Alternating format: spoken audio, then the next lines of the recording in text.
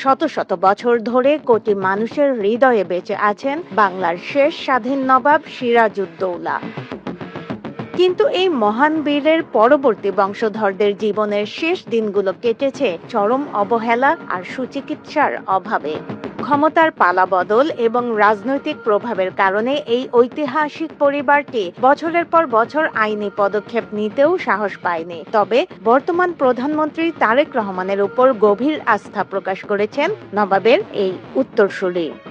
ইবনে সিনার মতো একটা হসপিটালে আমার আব্বা, সেখানে আমরা টাকা দেওয়ার পরও সুচিকিৎসা পাইনি। ডাক্তারদের ব্যবহার ভালো না, নার্সদের ব্যবহার ভালো না, ওয়ার্ড বয়দের ব্যবহার ভালো না। পরে জানতে পারলাম যে ইবনে সিনা জামাতের প্রতিষ্ঠান হলো, সেখানেও সেই ইন্ডিয়ার চররা সেখানে ঢুকে হাসপাতালটাকে নিয়ন্ত্রণ করছে এবং তারা হসপিটালের অনেক কিছুই যেগুলো একটা ডাক্তারের উচিত যে রোগীর সেবা করা, নার্সের একটা উচিত যে সেবা শুশ্রূষা করা। যেরকম আমরা তাদেরই দেশে যখন ইন্ডিয়াতে যাই, তাদের নার্সদের ব্যবহার ভালো পাই, ডাক্তারদের ব্যবহার ভালো পাই। তারা নিজেদের চিকিৎসা ব্যবস্থা ঠিক রেখেছে যাতে বাংলাদেশের রোগীরা তাদের এখানে যায়, এবং বাংলাদেশের চিকিৎসা ব্যবস্থা তারা একেবারে সম্পূর্ণ ধ্বংস করে দিয়েছে। এবং আম্মাও সুচিকিৎসার অভাবে ডক্টর সালাউদ্দিন হসপিটালে করুণভাবে মৃত্যুবরণ করেছেন। ডক্টর সালাউদ্দিন হসপিটাল ধানমন্ডিতে যখন প্রতিষ্ঠিত ছিল 2001 সালে, আম্মা সুচিকিৎসার অভাবে সেখানে মারা গিয়েছেন।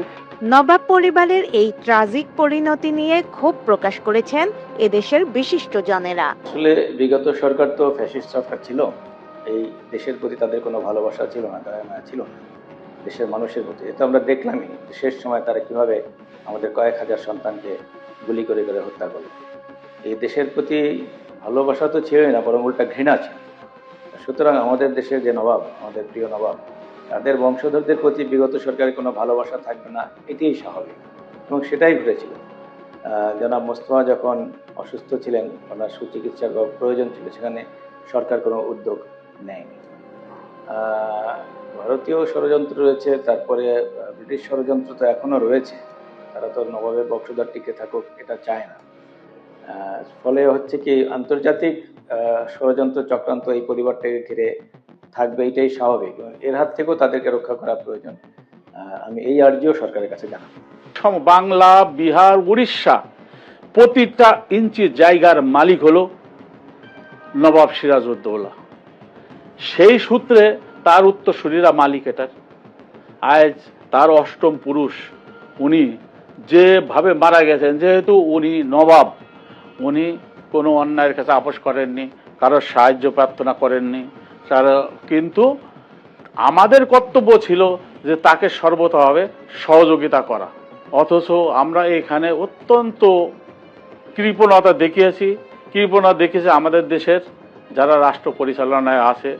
আমি মনে করি তাদেরকে আরও উদার হতে হবে, তাদেরকে আরও খোঁজ খবর রাখতে হবে যে এই পরিবার, যে পরিবারের জন্য আজকে আমরা স্বাধীনতার যে স্লোগান, স্বাধীনতার যে বহিঃপ্রকাশ আমাদের মধ্যে ঘটে, তারই ফলশ্রুতিতে আমরা পারি, তারই পূর্বপুরুষদের কারণে আমরা পারি।